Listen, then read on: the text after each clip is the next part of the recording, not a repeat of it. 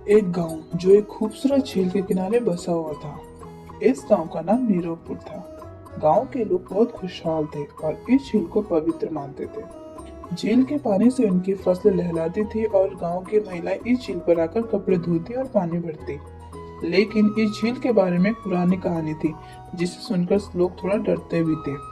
कहते हैं कि उस झील में एक समय में एक जलपरी रहा करती थी और बहुत ही सुंदर और नेक दिल थी।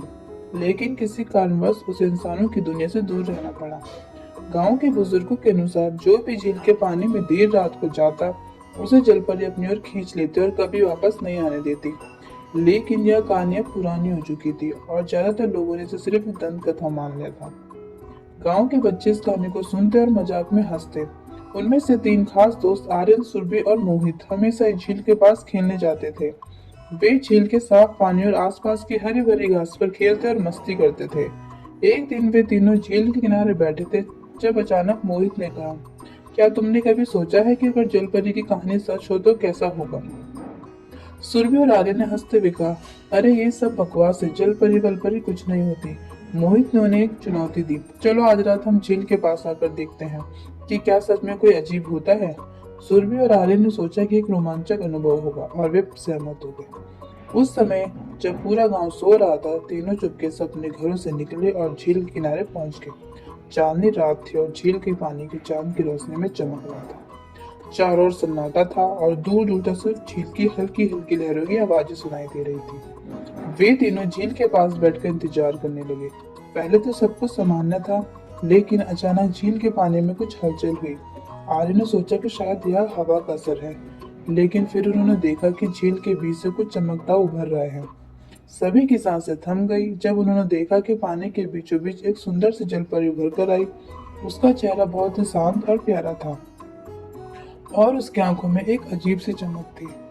सुरभि ने धीमे से कहा, ये तो सच में जलपरी है। जलपरी ने तीनों की ओर देखा और मुस्कुराई।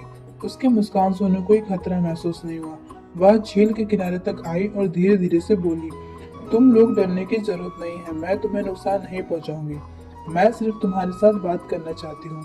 मोहित ने हिम्मत जुटाकर पूछा, क्या तुम सच में वो जलपरी हो जिसकी कहानी हम सुनते आए हैं?